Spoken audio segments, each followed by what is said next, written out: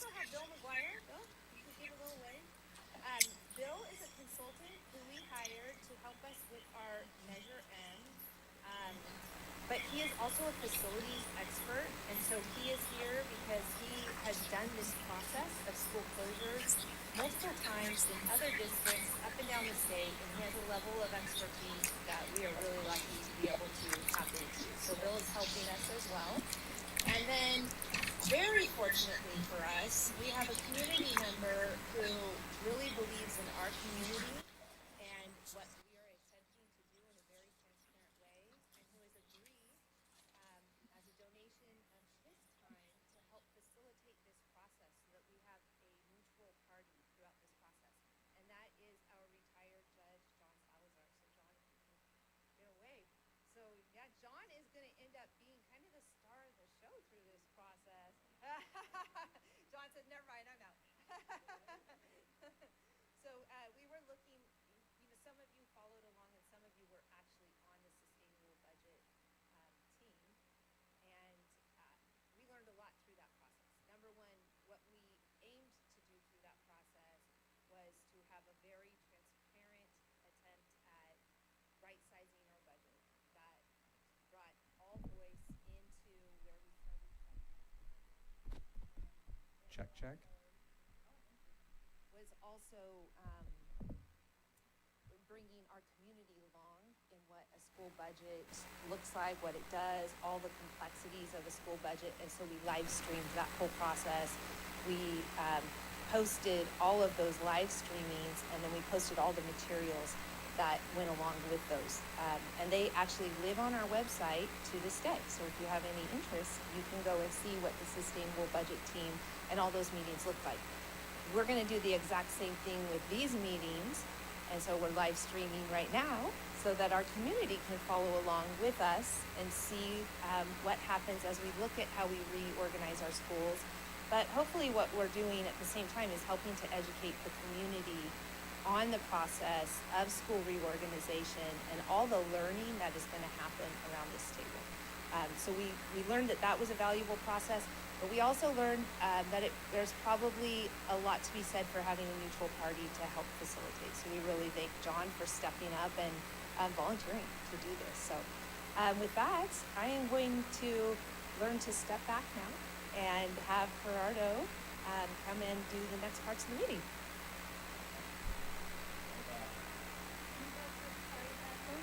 And everybody else, we need to be really close to the mic so we can actually hear it.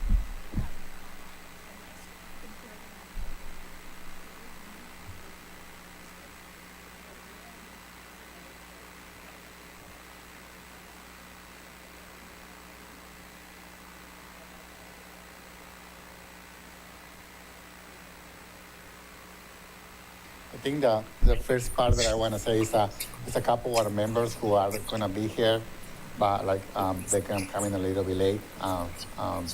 From Brendan is one of them, and Ashley, I believe she's sick, so she's not here. Those are bargaining partners, but they're committed to be part of this membership.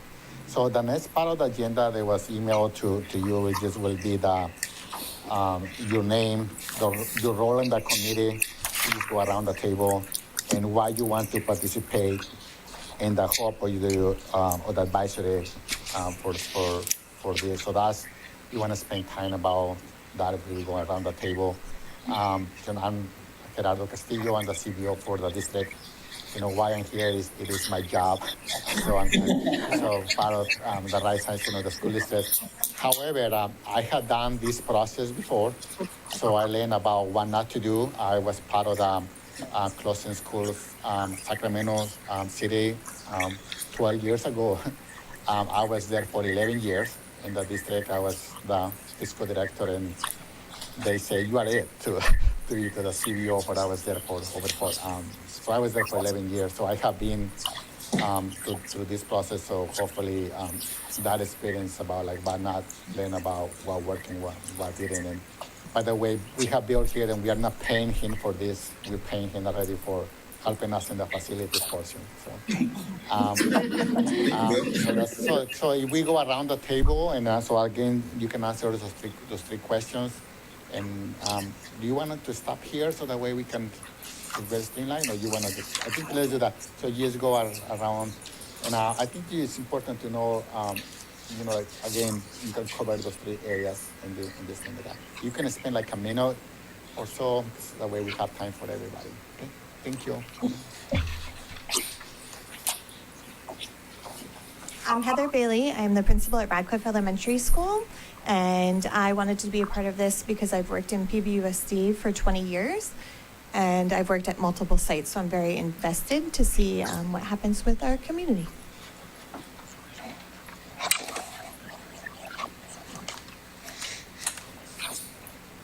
Hi, good evening. I'm Selena Munoz. I'm actually the principal for Rolling Hills Middle School. I was also very interested in being part of this process. I've worked in the district for 20 years as well in different capacities, from a classified to a teacher to management. And so I want to make sure that we have our students as our primary vision moving forward.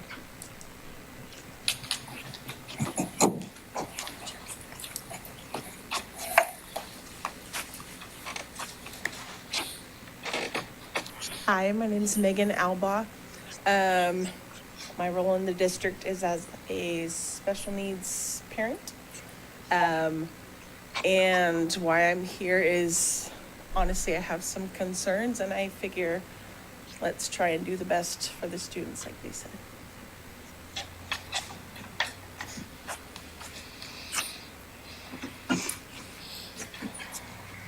My name is John Salazar. I was a judge for 30 years in the county.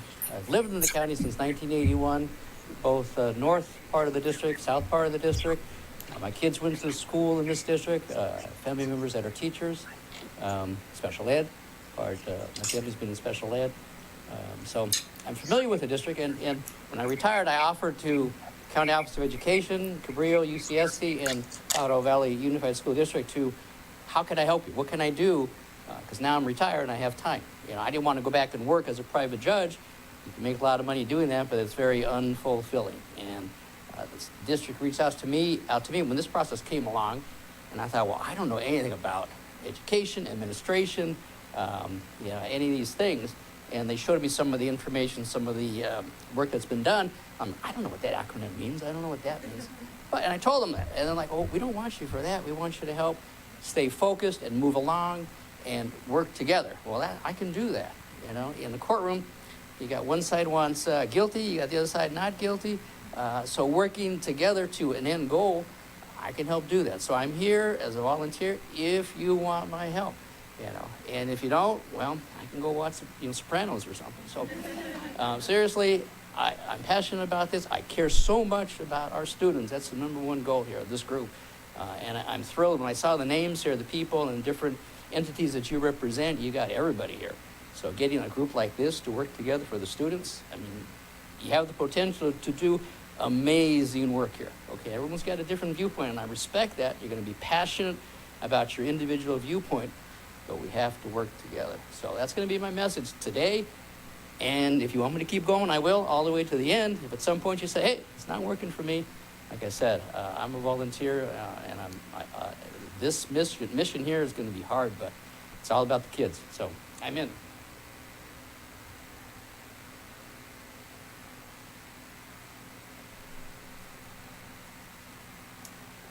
Good evening. Nice to see you. My name is Steve Landau. I am a resident property owner here in the district.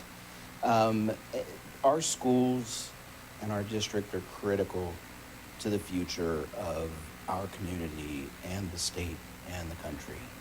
They really just have to work. And I think it's important as a resident to step up and be a part of the process here. I have a daughter who did teach for a couple years in this district, another daughter who is a teacher trainer. My wife has been a school nurse and a district nurse. So I have some experience and insight from employees of the school districts. My grandchildren went to Pajaro Valley Union Schools.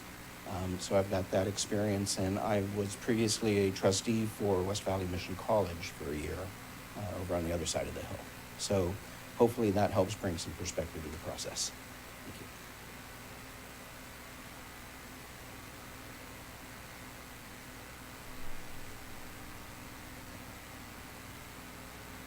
Hello, my name is Maciel Chavez. I am the school office assistant for Mar Vista TK8.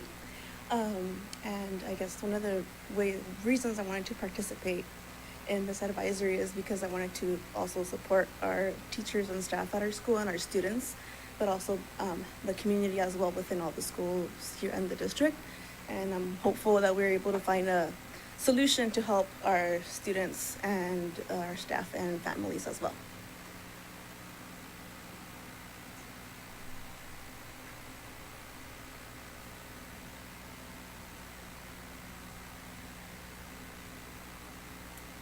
Hello, my name is Jessica Magaña. I'm representing parents from elementary school, trustee area 3. The reason I joined the committee was because it is important that we are involved so that the students and the whole community gets the best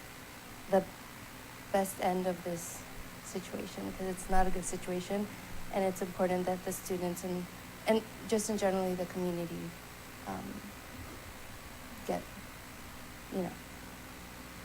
get the good end. Thank you.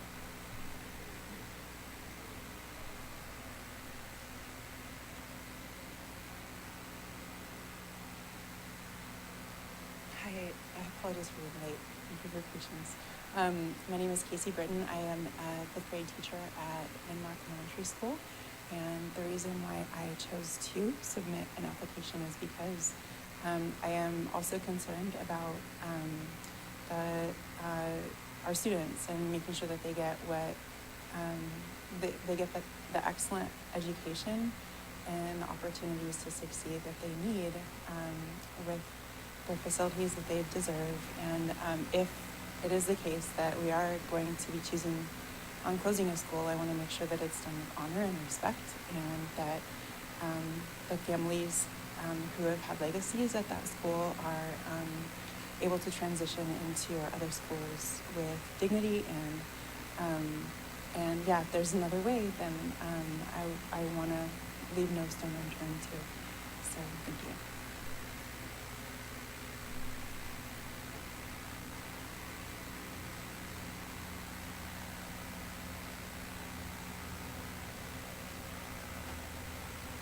Hi, my name is Anya Bates. I'm an MFT therapist, and I work at Landmark Elementary School. And my reason for joining or wanting to join and support is to keep students' mental health needs in focus and support. And I'm hoping that that can be an ongoing focus for all the schools and all the education support going forward. Thank you.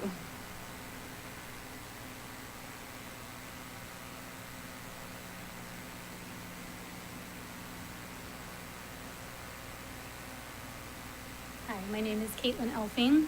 I represent a business owner in the school district, and I also have elementary school children.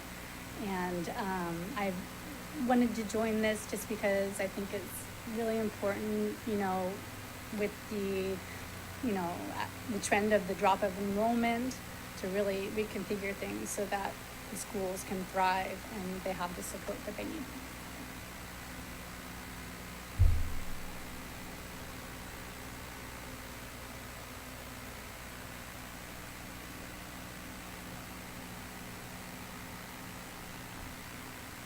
Hello, sorry for coming in late. My name is Lucia Zarate. I'm a teacher at Alianza Charter School. I'm a second grade teacher. I want to be here because I see the high need that all the students need.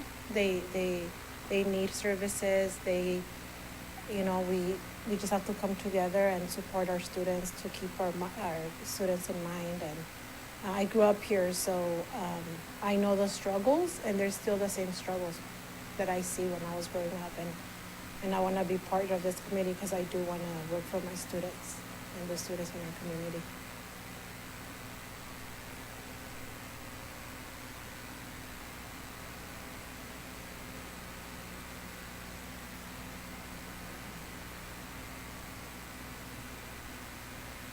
Hello, my name is, can I do this? Hi, my name is Jorge Bermudez. I am a teacher at New School, and I'm born and raised in PBUSD. I am a parent in PBUSD, and I saw PBUSD grow when I was a little kid, and I saw it, and now I'm seeing the potential of it shrinking. So I put my name for this committee because I wanted to make sure that I was a part of it, and also make sure that certain priorities don't get shifted because of this, because of potential school closures. Primarily as a parent, I believe in strong bilingual education, and I hope that that's a priority that we have. Thank you.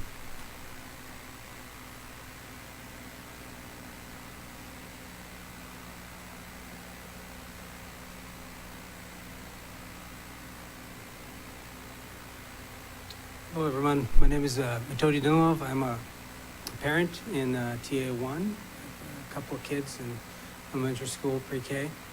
I'm here to try to contribute to the community in some way, and also keep, fighting for what our kids have, and try not to lose anything. Thank you.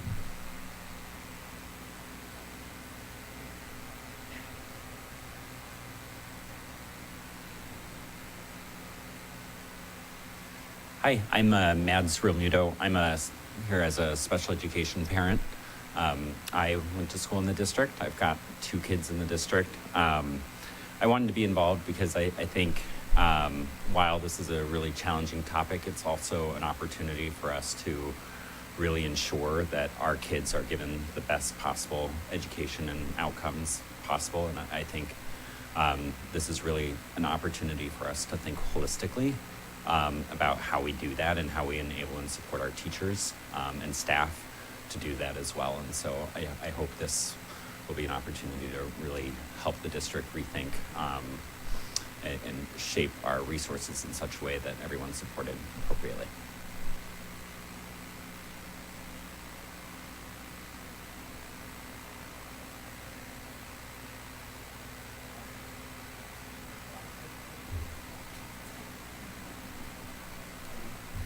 Good evening, buenas tardes. I had to stand. I've been on my feet all day, so I'm used to being standing. The only category that I saw myself, I wore many hats in this district. I live in Santa Cruz County, Artemisa Cortez.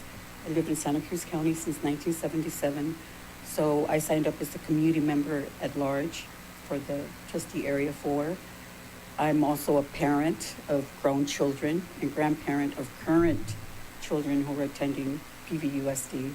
I still remember when Starlight opened up as a magnet school, drawing students from Aptos to Watsonville, and that worked for a year. So I know that we have challenges. I know that there's been a lot of changes in this district, but I've always circled back to coming to the district. I've worn many hats as an administrator, management, but my heart has always been in counseling. So I've circled back to coming to PVUSD, and I'm happy to be part of this group because it's going to affect many families. I was elated to see that we had parent representation, especially the article that I read in the Aptos Times, because I lived in Aptos, but I worked at EA Hall Middle School. And it said 8 parents, and I thought, oh, that's great. But, I mean, we have 3, and that's great. I just want to see more parent involvement because we have a lot of parent groups who are extremely active in our schools. The Migrant Student Association, ELAC, School Site Council. I mean, this is affecting a large district. So we need to have, I'm impressed with this group, but we have many more voices that we need to hear from. And also the student voice. My heart is always with the student voice. Thank you.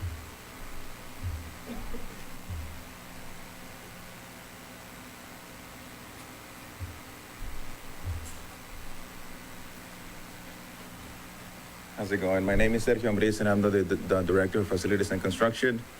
So one of the biggest things that we've seen is I've been here for 10 years, so I'm able to see the infrastructure and the need in the schools. So I'm here to be kind of the district end to help you guys out, but it's really great to have different people to actually see the need of the school now, right? Because our superintendent, myself, and Gerardo could actually tell you guys, but now you guys are able to see it personally, and at the same time, you're going to see the infrastructures.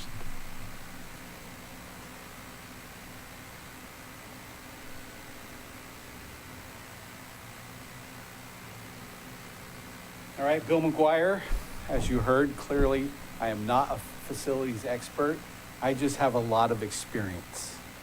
So Bill McGuire retired after 40 years of being a superintendent, CBO, deputy superintendent in California Public Schools. My friends say that I got an F- in retirement because I work for so many different districts doing things like this. I do a lot of fiscal work for county offices, for districts that are in distress. I do a lot of work helping people, not hitting this, helping people solve the problems that they have in the district. I want to just tell you, as we kick this meeting off, I've worked in a lot of school districts and helped a lot of school districts through this process. I've never seen one with this many people involved and this much transparency, right? Of recording it, having the people here. The answer, though, this will be the easiest meeting we have, right? And there's going to be a lot of information, a lot of different things. And I'll be a little bit like John. I'm going to help facilitate.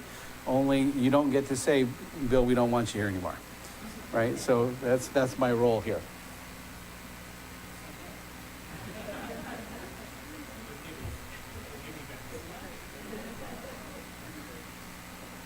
Good evening, everyone. My name is Joanne De Los Reyes Hilario. My family has lived in Pajaro Valley since the 30s. My mom was a teacher's aide at Freedom School in the 80s. My husband is a teacher, but for Gilroy Unified because PV could not pay him enough to live here. So I am, like Steve, representing the landowners. I think it's really important. There's so many things to look at. The pesticides. My job is I work for MCSIG, Municipalities, Colleges, Schools Insurance Group, and we are a JPA that manages the insurances for several school districts in Salinas. And I get to see the claims for cancer in our students and their families, the farm workers. So it's very important for me to be a part of this, considering I do live on Elkhorn Road, all around those fields, and hopefully help with the sustainability that PV really needs to move forward. Thank you.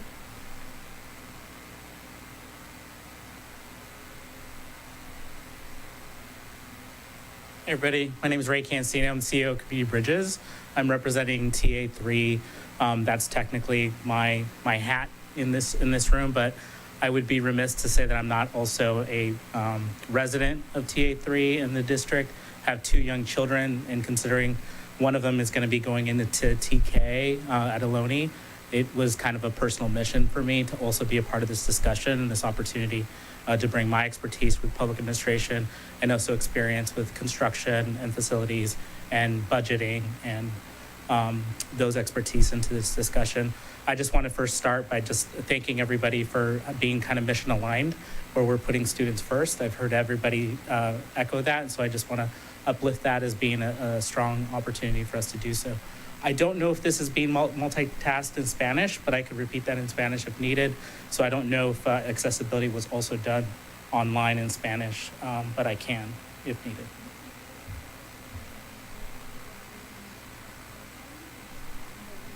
Online, yeah. For las personas que están viéndonos a lo mejor en el internet, nada más quería decirles que mi nombre es Ramón Cancino. Aparte de este servicio, soy el director de Puentes de la Comunidad, una agencia grande en esta comunidad, pero también soy residente del distrito. Tengo dos niños menores de edad de 3 y 4 años, uno que va a entrar ahorita en la escuela de Ohlone. Y estoy aquí aparte de mejorar el futuro de mis niños y también dar oportunidad de la gente que a lo mejor no puede tener representación en estas mesas.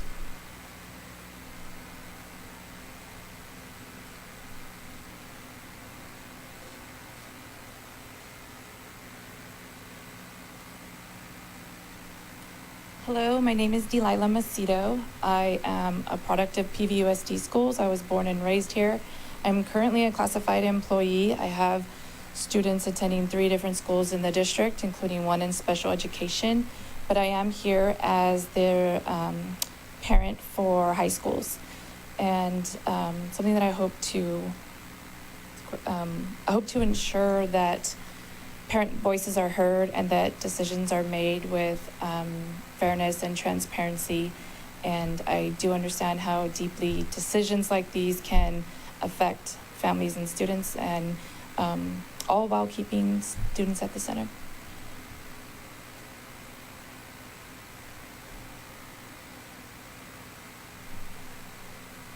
Good afternoon. My name is Imelda Hernandez. I was also born and raised here in PBUSD.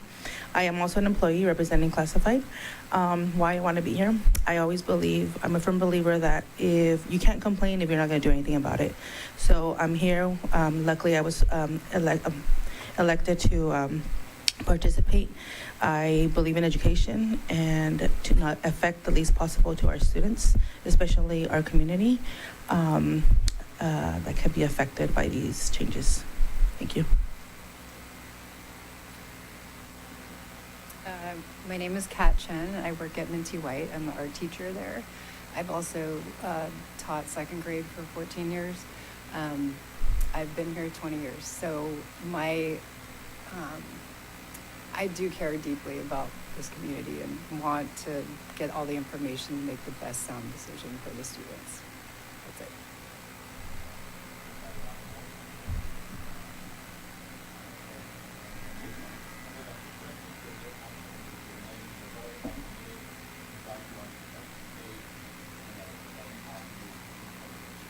Okay, my name is Brandon Denise. I'm the president of the Pajaro Valley Federation of Teachers. So I'm here to represent our federation in these decisions. And I hope that by the end of this, we all can build consensus and make a very difficult decision. And I apologize for being late, so. Yeah, exactly.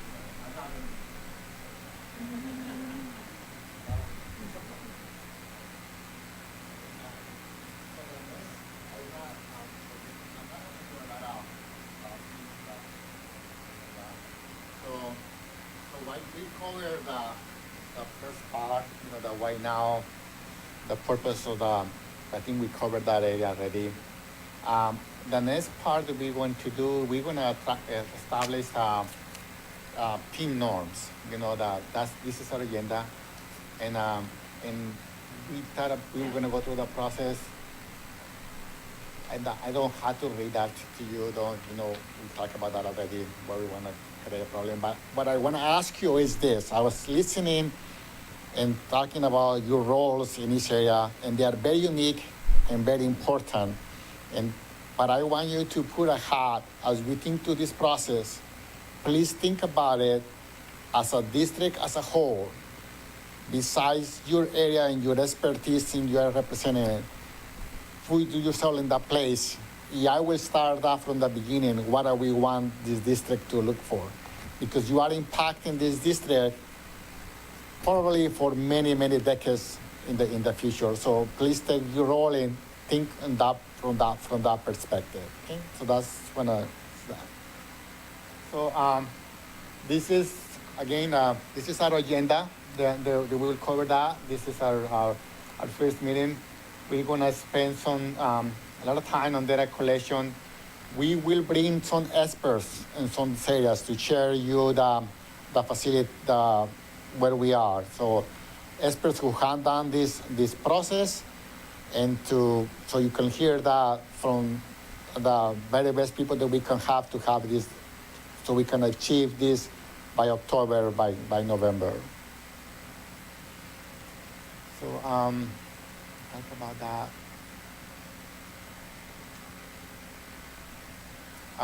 John, you wanna we did that already.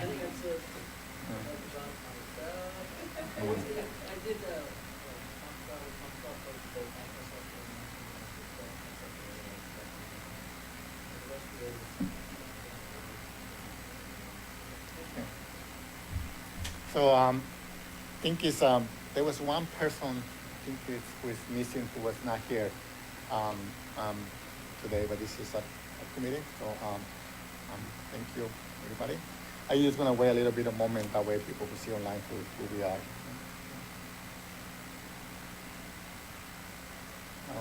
To do that. We think about that. This is the purpose. Right? We do that. you wanna talk about this? So this is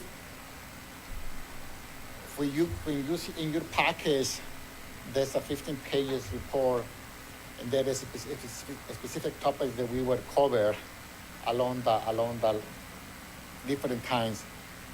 We will change things around, right? Depends on that. But we will stay within those topics in order for us to achieve the goal in October, November. Any questions on this?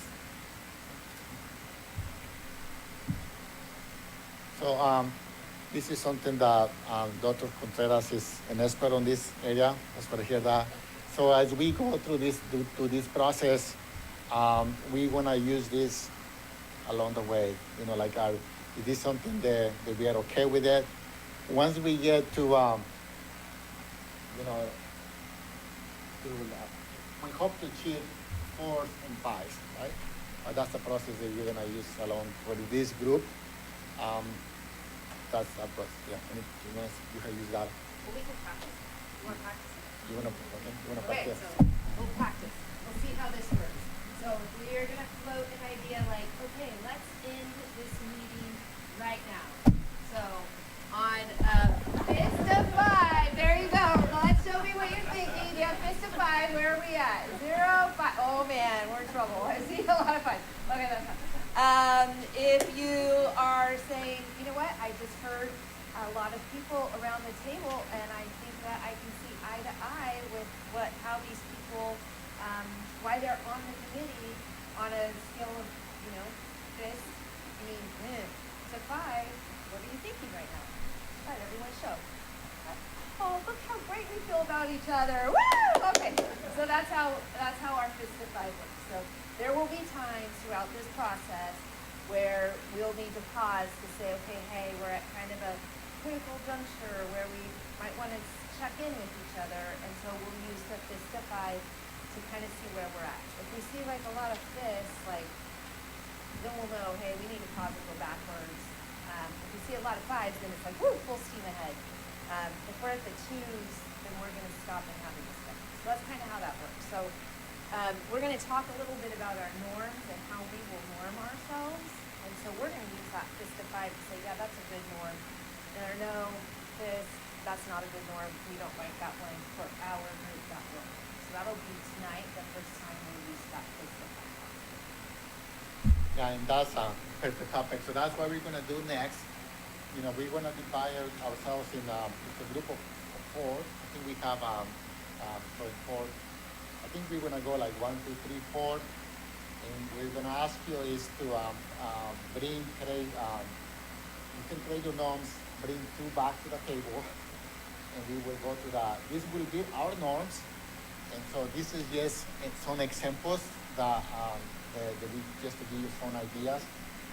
Think about this process. There's gonna be some disagreements along the way when we do this process, and so I think we just spend some time. You want to talk about that? Yeah. So, one thing I've learned in working with groups is it's really nice to have an agreement between how are we going to work, what's some best ways that we're going to norm ourselves for how we behave in this room. Like, are we going to talk over each other? Is that an okay norm? For some people, like in my family, we talk over each other all day long. For others, hey, that's not really going to work when we have 24 people in the room or whatever. So, but everyone has a little different idea of what those norms should be, and we want to make sure that the norms that we create for this group are not my norms, because after tonight, I'm really going to be set aside. These are your norms. So the best way for us to hear collectively from everyone is going to be this process that I'm going to teach you right now. So we have posters around the room. There's one here, there's one over there, there's one right there, and there's one here. And so I think it'll work out for groups of 6 to get together. You'll go stand at a poster. You're going to brainstorm in your group of 6 what would be some norms for conducting this meeting that we think would be good, that we can abide by over the next several months together. To get you started, here's some examples of norms that, even in the 2 years I've been here, have existed for a variety of different meetings. Some are be present. So what does that mean? Keep your cell phone off. Don't look at your computer. Don't be stepping out of the room up and down all the time. Actively participate. We need to hear all voices. Trust each other. Step up and step back. These are actually board norms for when we're in closed session, actually. That's where those came from. Up here we have committee commitments. These are ones that we use for some committees. So this might be one that is good for us now that you might want to consider, remembering that we represent the needs of everyone in the district. We want to honor this process and know that this is not going to be a clean and easy process. It will get messy, and guess what? That's okay. We might want to put that in there, just so we remember that we're going to get to parts of this time together that will be hard. So maybe that's a norm. Maybe we want to put in there that we know this will be collaborative. That might be a norm we want to look at. There's some other examples over here. There will be homework that we expect everyone to have. So I know Brandon's shaking his head at me. We just had a discussion about homework and what we believe. We don't like homework. Yeah, we don't like homework, and now we're talking about homework. So, coming prepared to the meetings might be a norm. So whatever it is, these aren't, like I said, mine, these are yours. What we want to do is we'll get you in groups, you'll brainstorm together, we'll give you a set amount of time to brainstorm, to collect with the markers that are here, your thoughts. Once you've collected your group thoughts, we're going to do what we call a gallery walk, and you will walk around and see each other's posters as a group. You'll collectively travel, and you'll read each other's posters, and then you'll mark the ones you really like. Like, you know what? We didn't think of that one, but we love that one. We want to see that one appear. And then the norms that get the most likes, so to speak, will become our collective norms. And so when you come to the next meeting, we'll have them all nice and neat and beautiful looking like this or like this. And then those will be the norms that exist in this room for all the rest of the meetings. Okay? Now, there might be a time when we say, you know what, that norm doesn't work for us. We need to throw it out. We could do that too, but we need something to at least get us started. All right? Okay, so would you like to come use this microphone right here like everyone else got to do?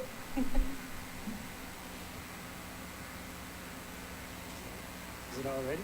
Yeah. Hello? Making me feel important.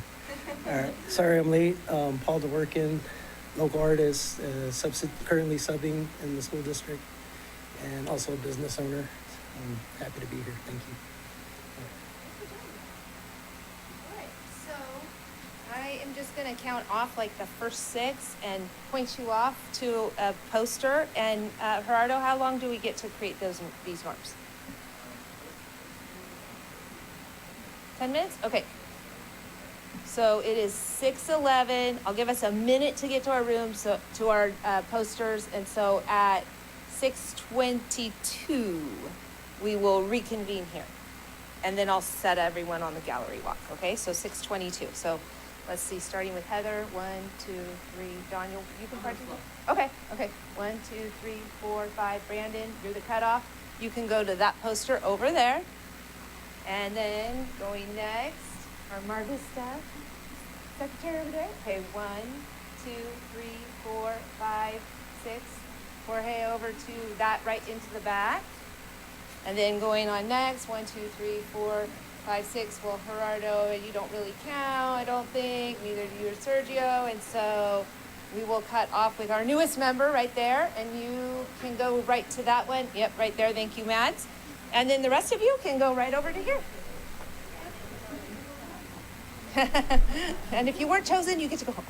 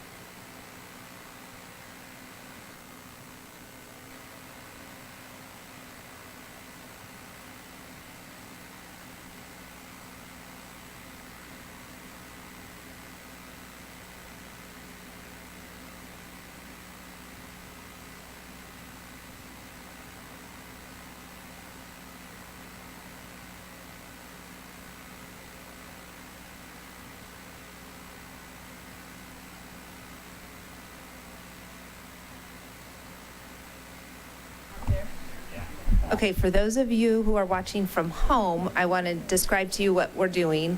We're creating norms for what our team will live by when we meet over the next several months. So they have created in groups of 6 norms that their group of 6 really liked for rules of our committee. And now they are looking at each of their different groups' norms, and they are choosing the top 3 at each group. And they're going to travel around doing a gallery walk to the different posters. After that, we'll decide on what will be the top 5 or 6 norms that we'll have for this group over the next several months.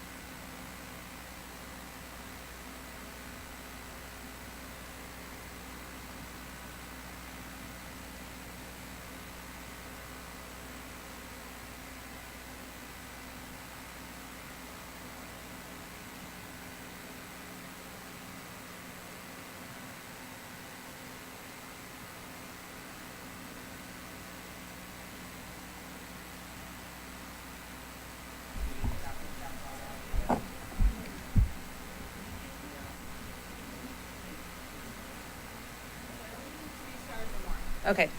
So usually for norms, you don't want to have so many that you can't keep track of what your norms are, because then you won't be able to follow them because you will forget them. So usually the kind of the sweet spot for norms is between 5 to 7, and usually you want to keep it around 5. So what we did is we went and we circled any that had any of the norms that we saw you had marked with 3 stars or more. And there were none that received more than 3 stars, and we had a couple with 2 stars, but when we circled the ones that had 3 stars, it looks like we had 1, 2, 3, 4, 5 that got 3 stars. So that's right in the sweet spot of the appropriate amount of stars. So I'm going to read them to you, and then I want you to all give a fist, meaning we don't really actually collectively like that, to 5 on if that will be a good norm for us. We have Mr. Berman over here taking notes. He's going to note take what these norms are, because what will happen is the next time we meet, they'll show up looking pretty on a slide like this, and these will be our norms if at the end when he reads them out we agree this sounds good for us. So Mr. Berman, by the way, is our Assistant Superintendent of Educational Services. He will be in and out of these meetings over the next several months because he'll be a presenter of different information to you. So, okay, the first one that I see with 3 stars is be open-minded and think outside of the box. So fist to 5. Where are we with that one? Well, that was pretty easy. That looks like we are all 5s, Mr. Berman. So be open-minded and think outside of the box. Next, we have student-focused. So I guess it would be student-focused. Fist to 5. Wow, look at what a good team we already are. We're like all 5. Okay, that was it for that one. And it looks like this one is suspend judgment. I don't know if we want to think, is that the same as open-minded to you? Okay, different? Okay, so suspend judgment, fist to 5. Oh. Looks like I saw mainly 5s and maybe 1 4, so I think we're still right there. Do you have that, Mr. Berman? Okay. Keep a district-wide vision in mind. Fist to 5? Okay. I think we're still good over there. That was 4? Was that number 4, Mr. Berman, that I've given you so far? Okay, and then lastly, that received 3 stars is trust and respect. And what does it say after that? To facilitate compromise? Oh, I like that. Ooh. Trust and respect to facilitate compromise. Ooh, that's good. Okay, fist to 5. Nice. Okay. So if we had those 5, Mr. Berman, would you mind coming up here and just reading them all out in totality?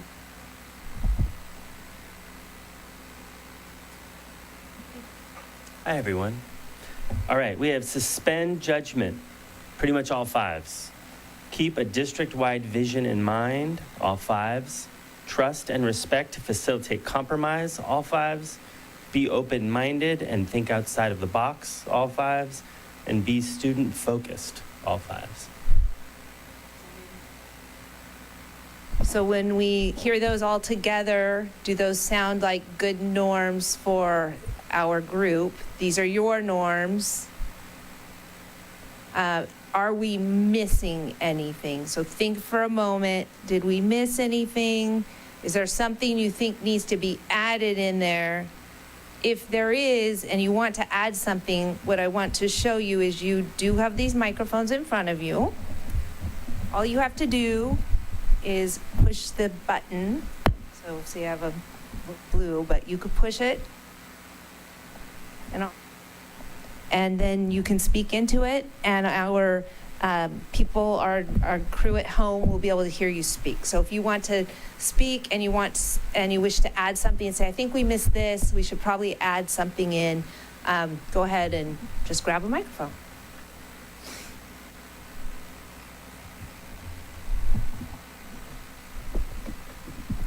I'm wondering if we can add something about being data-driven into one of our norms. So we have a data-driven that maybe we missed data-driven on there as a norm. I was going to say accountability and transparency. I think transparency and data-driven go pretty well together. Okay, so do we want to try to combine those so that we don't get, we want to make sure we don't get too many. So we have 5 right now, 5 and 7, between 5 and 7 is where we want to stay. So do we want to put one, maintain accountability, transparency, and be data through data? Maintain accountability and transparency through data? Does that? Okay, fist of 5 on that. I don't see everybody's hand. Can you guys hold it up all straight so I know where we're at with that? Fist of 5. Maintain accountability and transparency through data. Did you get that, Mr. Broom?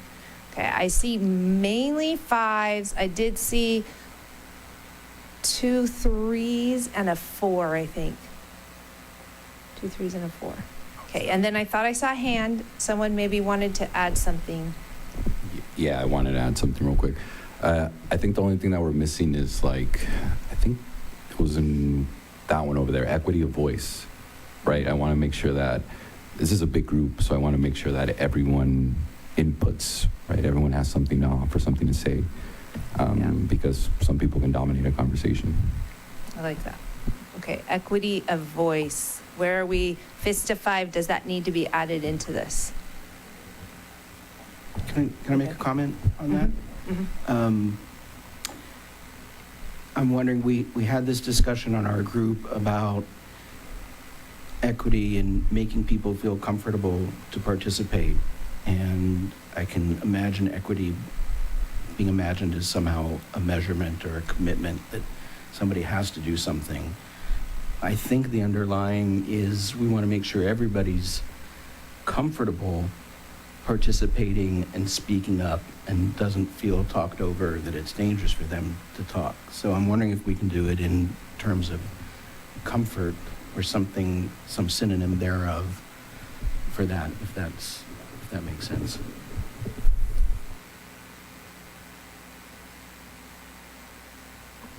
I'm not a voting member, but everyone has an equal, oh, sorry. Green? That's good. Okay. Everyone has an equal voice, but some of us may not be, I used to be super shy when I was growing up, and speaking out in a group, it isn't easy for a lot of people. So, not letting others dominate or talk over other people is going to be really important with a group this big, especially all these strong personalities we have here. So that's going to be really important. So that'll be kind of my role. So I'll be able to feel. You don't give me a vote, but you're going to give me that power to be able to do things like that. Are you going to bring your gavel? No, we don't use a gavel. But someone gave me a gavel. It's like this big though, so it's like I wanted to use that one. It's like, yeah, that's exactly right. Yeah. Okay, so how do we want to frame that? Do you want a little bit of talk time to talk to shoulder partner to think about how we could best capture that in a norm? Okay, why don't we take 1 minute, talk to a shoulder partner. How do we frame equity of voice or something to represent that everyone should have a voice at the table? We should be respectful of everybody's voice. I don't know how you want to frame that, but let's take 1 minute to talk to each other about that. Yeah, kind of just everything that was said seems to make sense. Putting it but together, how do you phrase that in? Yeah. Yeah, that was my thought about it. Most most of these people are teachers or people that are used to being up front. Yeah. And I'm not one that's used to. Right.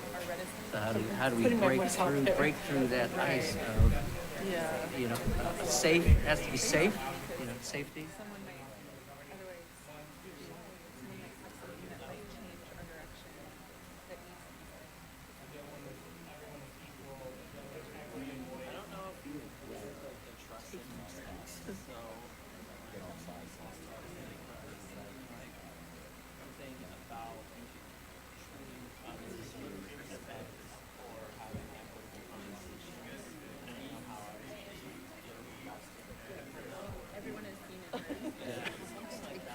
superintendent. That's what I thought. I was like, That was why like does always he my keep fear in going? court is like my phone going Oh, off yeah. in court, right? That's only happened like once. It was like super embarrassing. Okay, I do see some that were written on these posters. Taking turns, step up, step back, everyone is equal, be present. There's some up here, actively participate, listen with empathy, step up, step back, be respectful. Any of those? Anyone want to feel? We talked a little bit about an equitable safe space. Let this be an equitable, this is an equitable safe space. Mr. Berman, can you capture that? All right, fist to 5. All right, and I think that concludes our norms part. And so I will turn this meeting back over to Mr. Castillo.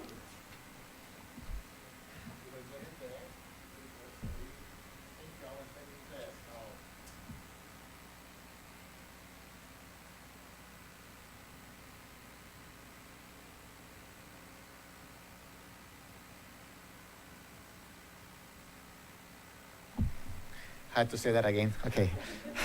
So I was very impressed with this process. At the next meeting, in every meeting, we will have our norms as the first step, as a reminder, so we can focus on those areas as we go through difficult conversations. The next part is you have it in your package. This is, please mark your calendar. This is the days of our meetings. There is one change from what was publicized on in the webpage and what we advertised, and that is only on the last meeting. It's going to be on the Monday, so please, you already mark your calendar. Please adjust for that. And the big day is we go to the presentation on the November 18th. That's the day of the board meeting. It's already scheduled. We want to have finished our process completely done by November 10. November 11 is a holiday, so we need to have that before that. So within your package, you should have a package that is an agreement of attendance and expectations. We will please review that and sign that. I want to say this at this point: if you feel you could not live to those expectations for those meetings, you don't want to sign it, and if you don't want to participate in this meeting, you are welcome to step out. And then we have 58 members who apply for this process, and you were selected as part of the lottery, and we will try to replace that. We talk about most of this there in the agreement, so we will collect from each of you that. Okay? So I just at the end, you can just give that to us when we lead to the process. Yeah, you all have that. It's a single page, 2 sides. You sign the second page, right? But it's a lot of the stuff that we talk through the norms. That's what is included in there. So. Okay, attendance, we talk about that, the advisory agreement. So now is Bill, Mr. McGuire will talk about this process, the Optimal program that is in your package as well. This is a draft document just to give you an idea of the kind of work that we will do through these meetings. So, Bill, I did not put it in here. It's in the package. It's in the hard document. It's here. I give it to you.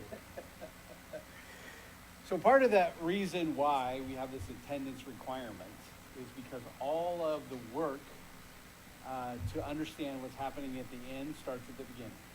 And if you miss any of that, then you're not prepared to make the decisions that are going to have to be made, right? And again, this is a great meeting, but over the time, there'll be different ideas and different discussions and different views, right? And keeping those norms ahead of us is really an important process to get there. but more importantly is the knowledge that you need to have to be the knowledge that you need to have to be able to make an informed decision, right? And we have a large group, so and a lot of information. And one of the most important things is if you don't get what was somebody's talking about and the acronyms that they're using or the terms that they're using, it's important to stop everybody, because if you have a question, I guarantee you 10 other people have that same question, right? And there's nuances to all of this that are very educational speak and every other thing that we do in facility speak, all those kind of things. So we have to be really here present and be ready to ask questions so that we fully understand all of the information that goes to that. And so one of the things that we have for you is this optimal program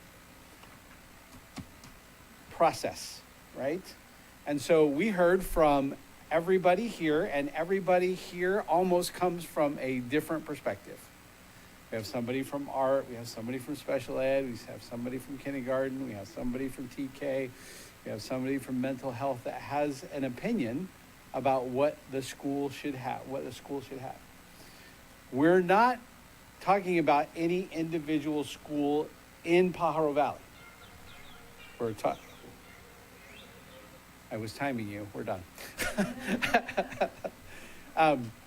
So it's important that this is not a budget committee. There's no budget here. We don't get to say, oh, we want more of this or we want more of that. We're not a budget committee, right? Sustainable school committee and deciding what and how the school should be configured. Somebody else figures out how to staff that. Somebody else figures out how to get the right people to the right place, how to pay for the utilities, all of those things. Ours is, if we could build a perfect school for Pajaro Valley students, what would that be, right?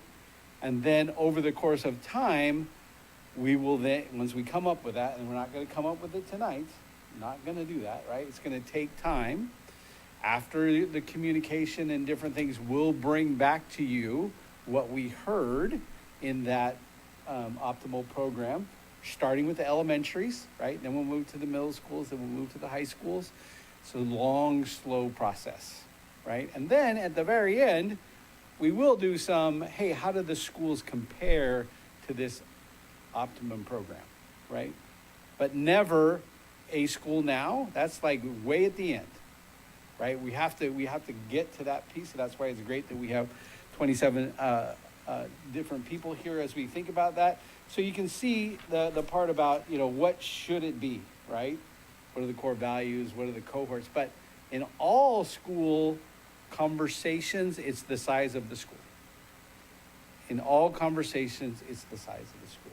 It's the cohort going through. What is how many classrooms there are, how many teachers there are.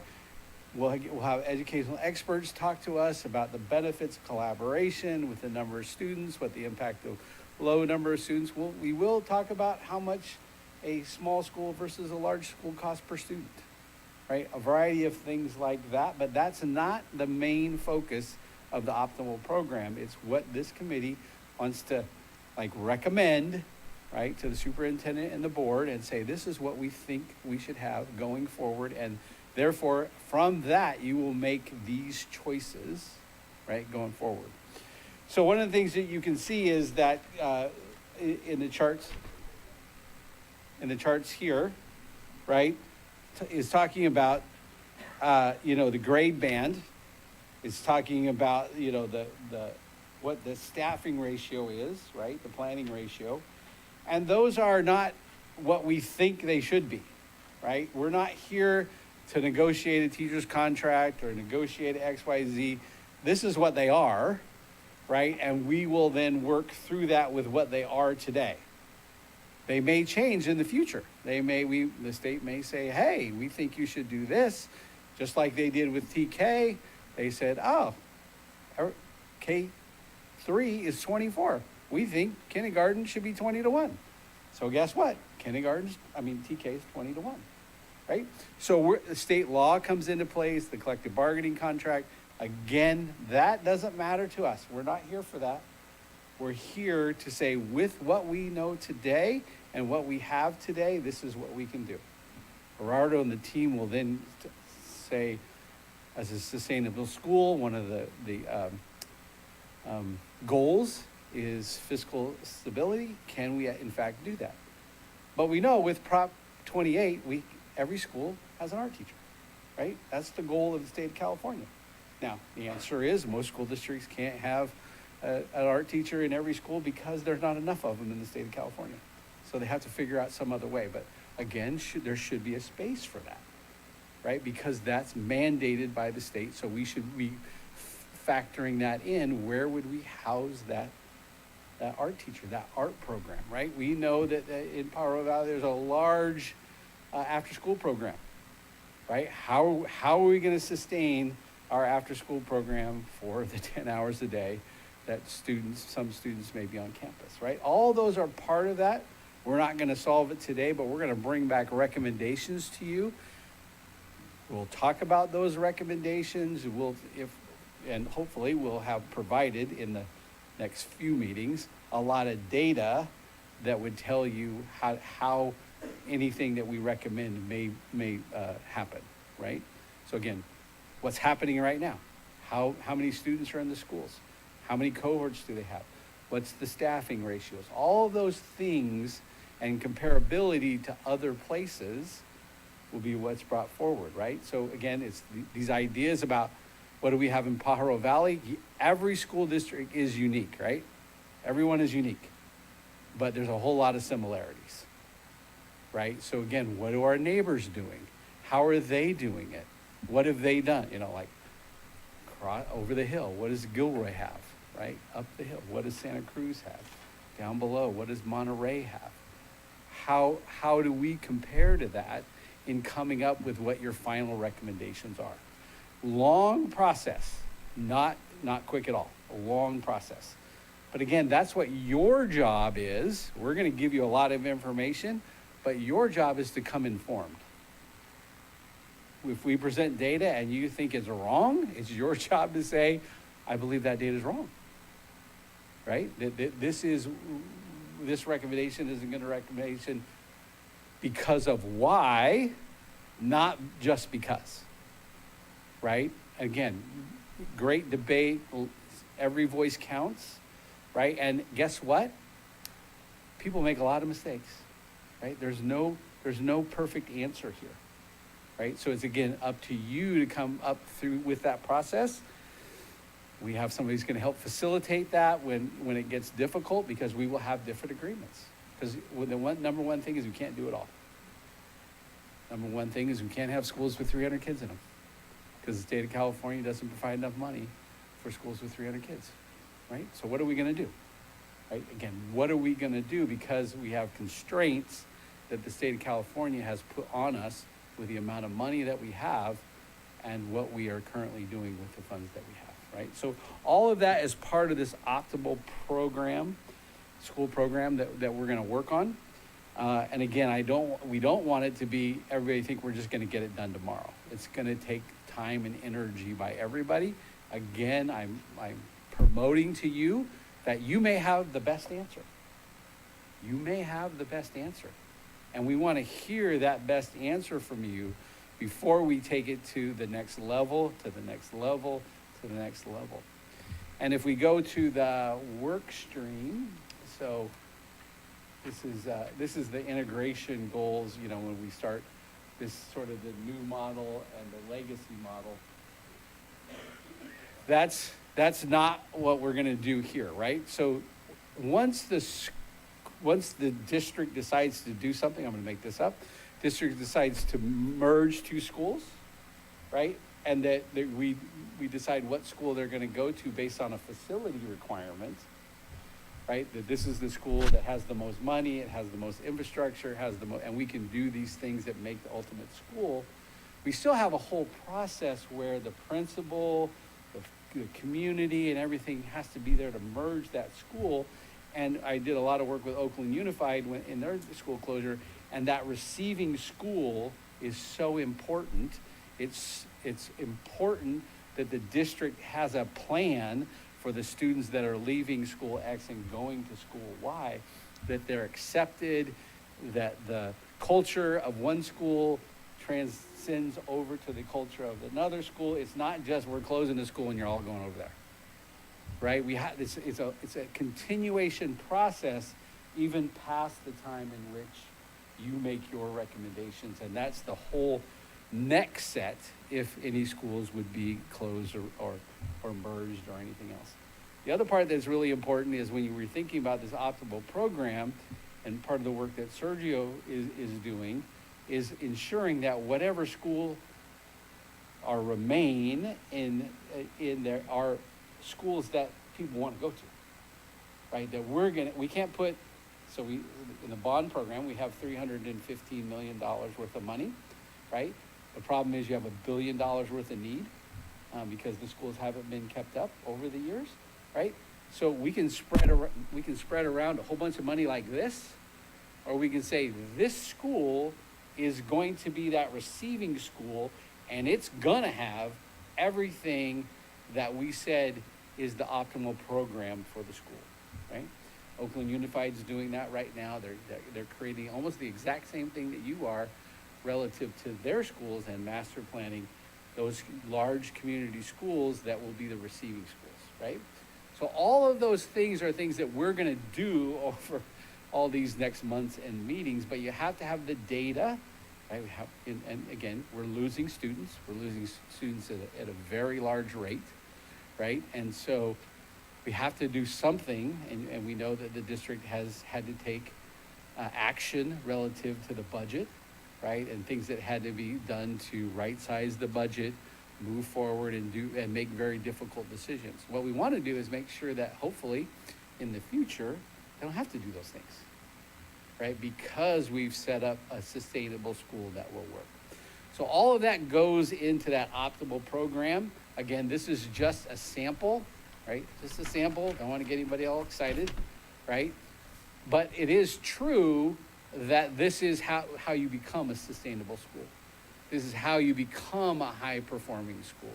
If there's enough teachers to collaborate by grade level, you have a higher opportunity to make a better informed decision on every student, right? And versus, I only have one, or I have a combination class, or I have all these other things that we know are problematic in today's educational environment, right? So we want to be thinking about that going forward. So again, this is something that you need to look through, you need to think about, right? And we're going to it'll be on every agenda, right? The optimal program. Now, the answer behind that is there's another sheet here with like 50 items, right? Does it have this? Does it have this? Does it have this? Does it have that? We're not doing that right now, right? This is conceptually what we're here for, right? So what we're doing is we're setting the stage for what's to come. Also with that, again, a lot of data, a tremendous amount of data. You all said we want data. We want to be data-driven. We want to have transparency. So there's going to be more data than you know what to do with, right? But again, our job is to analyze that data and come prepared to say either yes, we accept that data, or we don't accept the data, right? But typically, the answer is the data is the data, right? This is not the rest of America. The data is the data, right? But if we've made a mistake, we certainly want someone to tell us we've made a mistake before we get to the next phase, right? Right? So again, this is really important, I think, and I want to congratulate Heather and the team for the transparency, the number of people that are here, how you were picked, the ability to live stream it so that if somebody wants to give you some feedback, right, you're getting that feedback and you're bringing it here, right? So number two thing that's important is you are not just a sponge of getting information. What is your job? To disperse information, right? And the answer is to disperse correct information. Now, what will happen from this meeting and people watching online? Not the people online, but as we talk about it, what's going to happen? Pajaro Valley's closing 12 schools. It's going to be the high school. It's going to be X. It's going to be, and you know that Bill McGuire, you know, is like somehow, you know, a criminal, you know, closing schools or whatever it might be. All of that will happen, right? Because these things are difficult, right? And Brandon made a good suggestion over here that you have to think district-wide, not my school, right? Because people are personally affected when we talk about their schools. Talk about teachers who've gone there forever, families who have been there. I was in Clovis Unified, and we were opening new high schools. And people who weren't even, and we're opening $200 or $300 million high schools, most beautiful high schools in the state of California. And people would come in and say, we have a 2-year-old, and we moved in this area to go to that high school. And now you're changing the boundary and sending me over to X, right? We're not doing that. We're talking, you know, consolidation. So all of those things are part of this committee. And again, your job, get the right answer out. Here's the data. Just point it to the website with complete transparency. I believe in putting everything on the website, everything we ever talk about, anything you ever say, anything that you ask for, right, to get to that next level of transparency and communication with the greater community, because there will be a lot of misinformation. There just will be a lot of misinformation. And what we want you to be is the reputable people in the room that say, this is the correct information. People will have negative thoughts about me because I will say you should do X, Y, and Z, right? But I have no stake in the game. I have none. If you don't do it, I don't care, right? I don't care. But what I'm here to do is give you our best recommendation based upon that.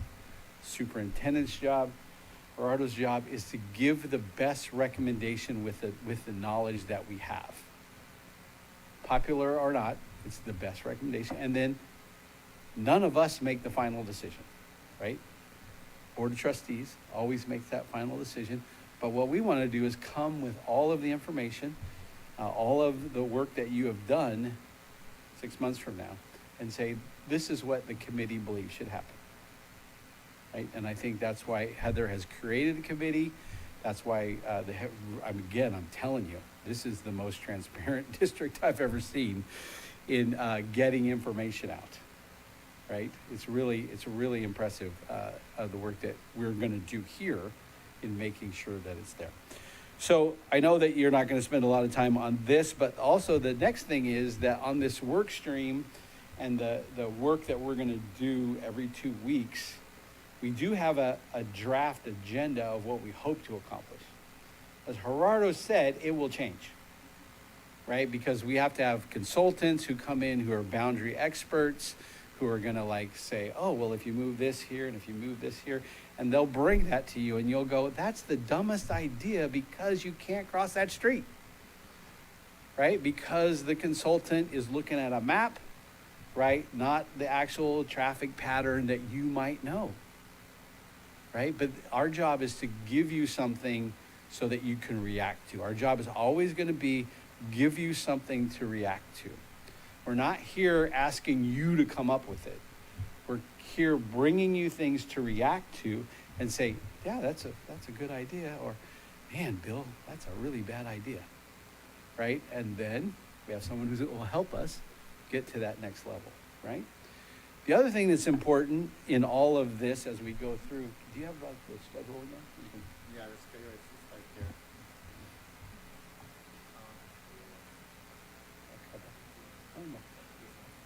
So, yeah, a lot of meetings, a lot of things going on. But if you or someone out there asks you to get some information, we'll get that information, right? Any question you ask will be answered. It may not be answered at the next meeting, but it'll be answered by the time we get done, okay? Do not be afraid to ask any question. Or if you think we haven't provided all the data that you need, if you think we haven't done X. Press us to get you that information, right? It's, again, this is transparency. I've been through this many times. It's a difficult process. And if we hold back anything, what will that do? It'll fail, right? So again, our job, whatever we come up with, is going to be the decisions you make based on the information we provided and the questions that you ask, right? So that's the important part. Don't think that, we're just going to sit here at this meeting and we're going to present to you. We're going to present, and then we're going to have a conversation. Do we understand it? Do we have any questions about it? And how can we communicate it? How do you communicate it out to all the folks that you represent? Lots and lots of you are employees of the district, right? But you also represent something else, right? So it's not just I'm communicating within the district, I'm communicating outside of the district, right? Outside of this, because we have people whose kids are going to go to TK at Ohlone, right? And we have people that have 4-year-olds going somewhere else, and we have other people that have no idea what we're doing, right? They're going to be impacted because something happened, you changed the boundary of a high school, right? Whatever that might be, I don't know. But again, that's the process that we have to go through. So we want to open it up to questions for about the next 20 minutes. 7:30. Yeah, that sounds good. Actually, we have that pattern that in every board, in every meeting, we always finish with this, right? Because information requests, assignments, and next steps. So that's a lot of information. The Bill says, I do care, Bill. Bill says, I don't care. I do care what happens in this process. So I do. I think it's review the document. One of the questions that I was in your shoes is, okay, you give me that. What other data do you think I need to make a decision based on the schools? We talk about just elementary schools right now. I think we were going to focus that elementary one at a time. So review the document if you have any questions, and we will write it down. And I'm not sure we will be able to answer it at this point in time. Those questions that we will, but we will collect data and bring it back to you. Mm-hmm. Mm-hmm.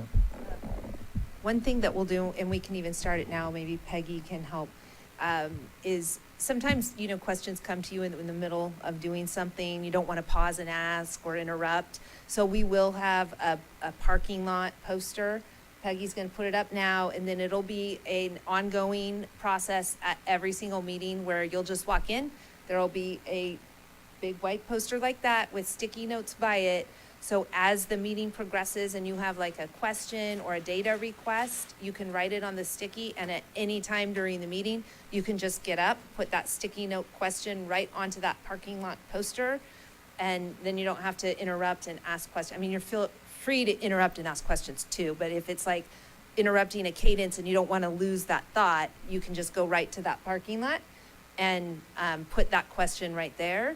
We like doing that too, because at the end of the meeting, it just adds to the transparency that any of you can go right up to the parking lot and see what questions were asked during the meeting too, that you and your colleagues might have had thoughts about. So I would also recommend at the end of the meeting, when you leave and you see, oh, there's sticky notes, what were my colleagues thinking that might jog something in my own thoughts that I want to ask about. So we'll have that there. That'll be a staple at every meeting. What we'll do into the PowerPoint is for the next meeting, we will then put into the PowerPoint, here were the parking lot questions from the previous meeting. If it's data that we need to present, we'll try to get it for the next meeting, but sometimes those data requests get really big. I know this from our last process, and it's not possible to get them all at that next meeting, but we'll try our best because we don't want to stall this process out. So that's the process we'll use. That's our commitment to you. And if you think of a better way to do it, then let us know, because we are also open for any suggestions on that too. Yeah, and included in your package, there's a acronyms, abbreviaciones. Um, eh, um, and this is from Josh John. He said, "What are the terminology? We use a lot of terms in school. It's almost like another language. So there's almost 4 pages of terms in here. You can see that you could ask any questions about this as we go through that. Sometimes those of us who live in, I want to acknowledge that, who live in this world in education, we understand it, we think we are clear, but we are not when you asking from the parent perspective. So it is our job that you understand the data and the terms. So there's no such a thing as a stupid question, and we will be the best. So that's our first step. We use all of this all the time. So we will slow down. If you have any questions, let us know. But I want you to get a little familiar with this terminology. And that is in English, en inglés y en español también.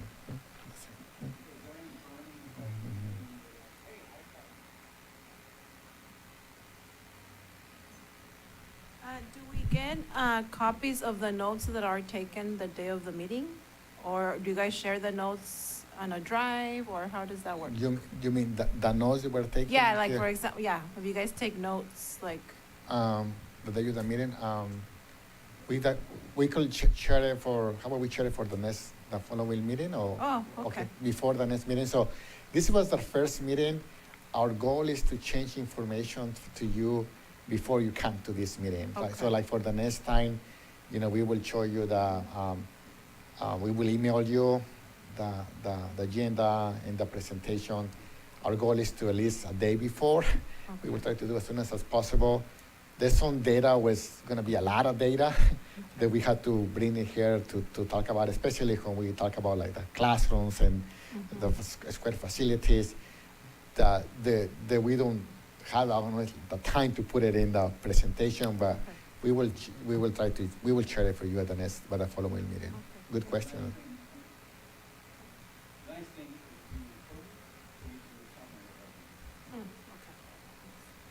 Yeah. I wanted to add on page 2 of our PVUSD acronyms, SWD, Students with Disabilities, we also use students with 504 forms. So if you hear 504, that's also SWD. Okay, good point. Mm-hmm. And we also, Superintendent Dr. Contreras just told me, we are going to bring you a binder. We didn't have enough binders for everybody. We're going to bring you a binder for next meeting. We're going to do per hunches. We're going to give you your name on it, so you can collect that data. You can put it in the binder. We did not, probably that was our goal for today. But so we did not want to just give it to some and not others, but we will have it up for the following meeting. Mm-hmm. So, looking at the April 30th meeting and the packet and information, is that information that we can get 3 or 4 days at least in advance, not the day before or night before? That's part one, just because I think it's worth having some time to actually look through it. And if we only have 12 to 24 hours, that might not be sufficient.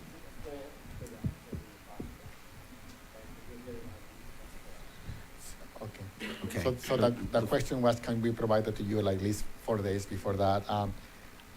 We will do our best, but we still, as we're going through this process, we still have other part of our jobs, and so we will try to collect this data as soon as possible. Understood. This is on top of everything else that you're already doing. I get that.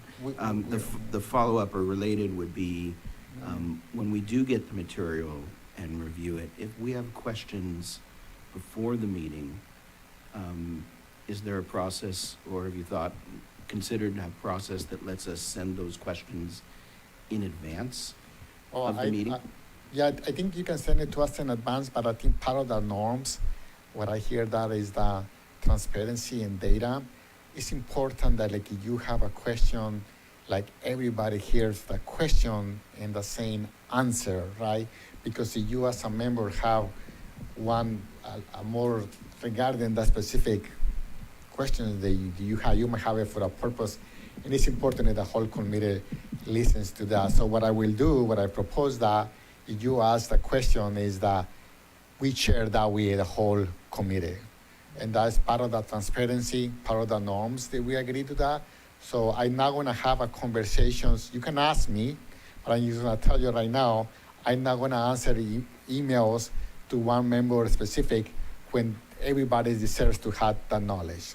So that's good. I specifically did not mean a one-on-one back and forth, but just so that you No, but that's a have great the questions question. in advance to bring back to the entire. Yeah, I entire appreciate group. that. I appreciate that. Yeah. Say that again. Yeah, we were started. Let me ask a question. Does everybody has access to Google Docs through that? Can you raise your? Yeah, everybody. You don't have access to. No, you don't have access. Okay, so then we have at least one member who doesn't have access to Google Docs. So, so maybe we can figure out a way to. We can give you an account so you can have access. That's how we communicate, share information. So we can do that. So we have two. Yeah, I wanted to share a next step that I already raised with Dr. Contreras, but I shouldn't take the space of a middle school teacher. I'm the president of the teachers union, but I'm not currently in a middle school. So I believe I have the right to preside due to the nature of being elected. But I would like to see a middle school teacher currently in a classroom be added and me not take their spot. Okay, so so basically I think it's now we create a committee. That's a good question. How you wanna go about that? I mean, just like that for as a committee, because now. Yeah. Okay.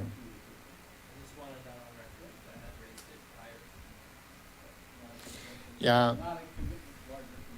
Yeah, I want to acknowledge that, to go through that, we did a transparency process, but to cover each area and each part, it was not, took a lot of while to remove parts, but so, okay, thank you. Yeah, I was just gonna say, Gerardo, would you consider even sending out materials in 2 tranches? So if you don't have everything, don't wait until 24 hours before. Oh. Give us, what you have 4 days in advance, and then you can give us the rest. Yes, we can do that. Okay. I don't want you to wait for 24 hours. Yeah, no, I understand. I understand that. To be fair to you, you need time to process the data. I absolutely get that, and we will do that. So I think based on the system that we have, we're not going to wait till the last minute, but it'll get uploaded to a document, and then you'll have access to that document, right, earlier. But we'll provide the printed one for you, so you're not killing printers, you're not killing X and paper, but we can load it in as we get it, right? And people can, and we'll send out a notice saying this has been posted, and you can download it. And we're gonna create a Google documents, a process where this committee will have access to that information. So that I could share that with you. So as we work through that process, there's some topics that we had that data ready to go. The ones will take us a little longer. Okay, so. There was A couple just statements. So it would be helpful if everything is numbered and everything is labeled so we can easily refer to it. So when we're referring back and having group discussions, people can easily identify it, and that being also in document storage and requests. Okay. And I already have put a lot of thought, and I don't think you want to go through the 9 pages of questions and data requests, but these are some of the things that I had specifically as it relates to questions that I'm thinking about. But the 2 things that came up from today's discussion around was a master's facility grading by elementary school and school in advance for us to review. And the second is what basis of what census data are you using, and are you overlapping City of Watsonville plan developments in the 5, 10, or 15-year increments? So we can also understand the. we have the information, all of the information. Right? Yeah. Throw it our way. Yes, Yeah. we have it. Yes, Okay, we'll get it. so I will submit this to the record. I don't know. So this is the question: who's going to be the primary Gerardo. I'm the primary. So, you know, I just want to acknowledge Veronica. You know, she's the one who keeps me in yeah, she did a lot of work. So between both of us, you can send this to both of us, and then we could get to that. So before, as we wrap up, talk to your shoulder partner Mhm. about today's meeting, and, you know, give us a grade, a 0 or a 5, but talk about what we heard, what we did, how we are you feeling comfortable? Talk to a partner about it, and then give us your feedback. We wanna get better to this process. 3 minutes. It's 7:20 right now. We need to get you out by 7:30, so 3 minutes.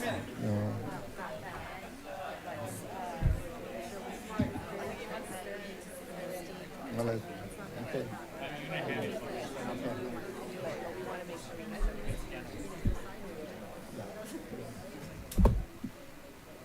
Three minutes.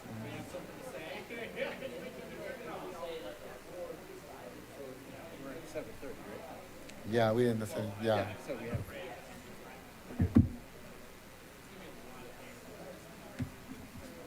So yeah, we need to have a binder, and we need to make sure that we have a tab for every meeting. Yeah, and the page number. And then so and on the website.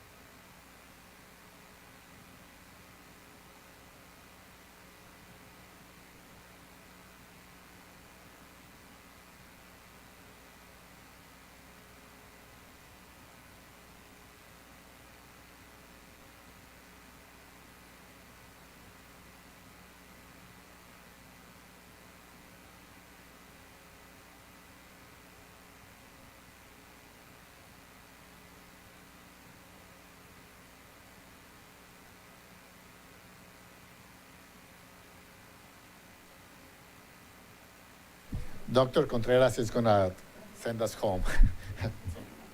I get to do the fun things. Oh, Mads, you have a question? Yeah, just looking at the agenda, you didn't talk at all about the work streams. There, that was when we did the operational, let's see, here we go, let me go back. See where it says work stream? That was Okay. part of the work stream part. Yeah. So that's where you were talking about the transportation finance. Got it. Sorry. Yeah. Thank you, though. Glad you asked that. And that will get much more detailed as we go along. Yeah. That was just a little bit of a taster, an appetizer for what's to come. We didn't want to scare anyone off yet. Okay. So we wanted a little bit of feedback. This is the first, like I just said, we didn't want to scare anyone off quite yet. This was your first meeting. Just to recap what we did today is we started off by welcoming you, by talking about the purpose, what we are doing now and why now. We introduced our wonderful facilitator who has agreed to donate his time to us. We introduced key people who will be in the room with us over the next several months. So our CBO and Bill McGuire, who's helping us with our Measure M, but also with our facilities and the facilitation of this process. We introduced Mr. Berman over here, who will be in and out of this process as well.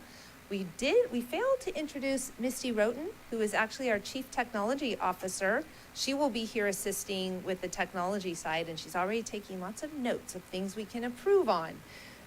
We have Peggy Pugh over here too, who's our Executive Director of Student Services. And Peggy will be coming in and out as well to help with some of the presenting of information. And then of course, our amazing executive assistants, Veronica and Sophie over there. They'll be here. They help bring in some snacks, so we'll have sustenance. They'll be here helping and supporting Eva. My assistant was here earlier. They helped to prepare all of this material.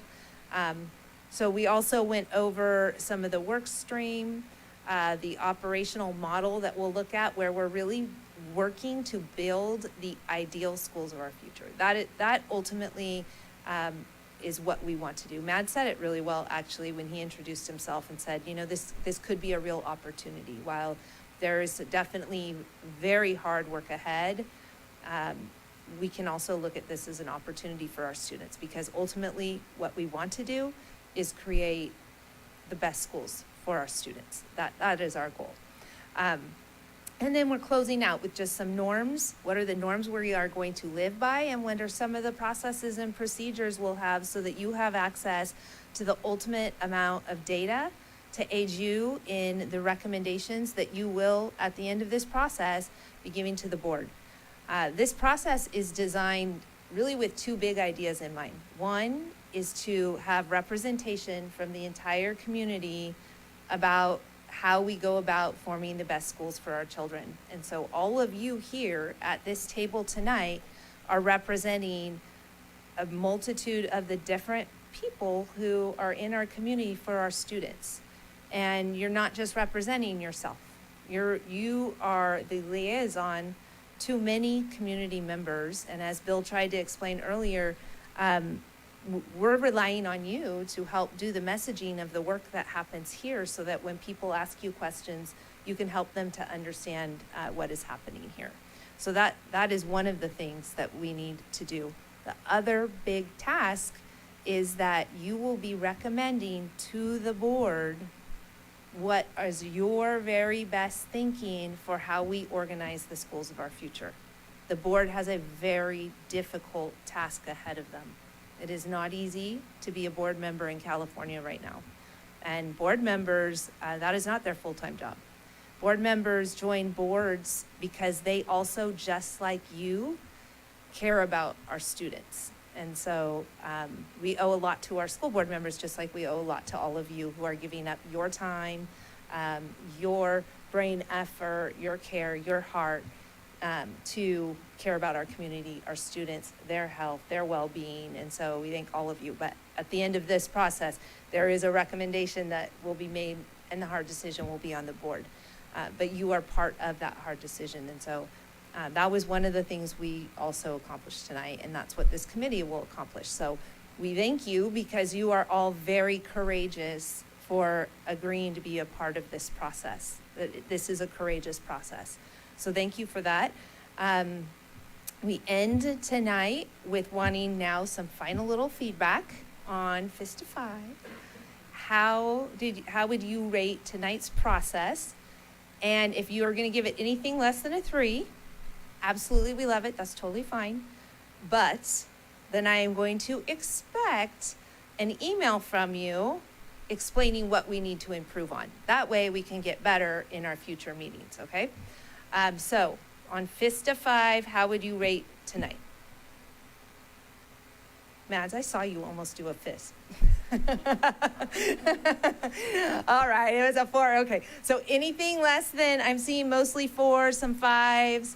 Anything less than a 3, please send us an email, because we want this to be an effective process. And I'm not the one sitting in the seat. You're the one sitting in the seat. And so if you have feedback about how this can be organized better, we want to work to get it right. So make sure you send an email with, hey, this could have gone better.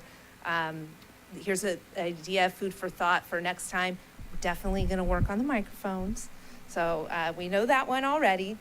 And with that, I'm looking at the time, 7:29. One thing we will always aim to do is just start on time and also end on time. And so with 15 seconds to spare, thank you very much, and good night, and make sure you leave your papers with your signatures right on the table. All right. Thanks, everybody.